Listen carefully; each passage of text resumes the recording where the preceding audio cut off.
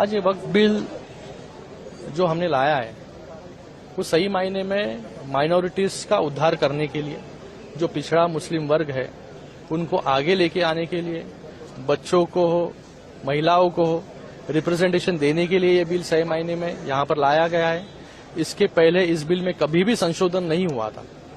इस बिल में कभी भी मुस्लिम महिलाओं को स्थान नहीं दिया गया था।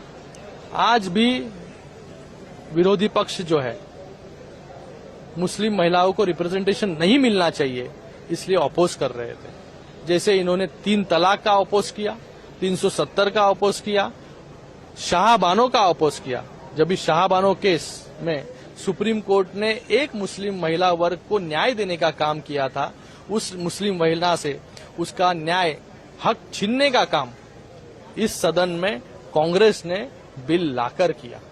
और आज फिर से 38 वर्ष के बाद वही दोहराने का काम कांग्रेस और विपक्ष के लोग यहां पर कर रहे हैं। आज ये बिल आने के बाद वक्फ में जो धांधली होती है, कुछ सीमित लोगों के फायदे के लिए जो है, ये वक्फ नहीं है। ये वक्फ की जो लैंड है वो लाखों एकड़ लैंड पूरे हिंदुस्तान में है। और इस लाखों एकड़ लैंड में मुझे एक एग्जांपल आप दीजिए कि कहां पर अच्छे स्कूल बने हैं, कहां पर अच्छे कॉलेजेस बने हैं, कहां पर अच्छे अस्पताल बने हैं। ये बिल आने के बाद इसमें ट्रांसपेरेंसी और अकाउंटेबिलिटी होगी। कितने सारे एग्जाम्पल्स है भ्रष्टाचार के। आज मंत्री जी ने सदन में सभी स्टेट में अलग अलग भ्रष्टाचार जो हुए उसको उजागर यहां पर किया। मैं एग्जाम्पल देना चाहूंगा, वेस्ट बंगाल में जब वक्फ में 1000 करोड़ की धांधली वहां पर हुई थी, तभी सेंटर में कांग्रेस और स्टेट में तृणमूल कांग्रेस थी। उन्होंने सीबीआई इंक्वायरी वक्फ में बिठाई थी। तो ये सब भ्रष्टाचार के इतने एग्जाम्पल्स हमारे सामने हैं। जब इसमें ट्रांसपेरेंसी आएगी, अकाउंटेबिलिटी आएगी, आज जो भी ट्रस्ट है इस हिंदुस्तान में, सब पर एक बॉडी है, सब पर एक वॉचडॉग है।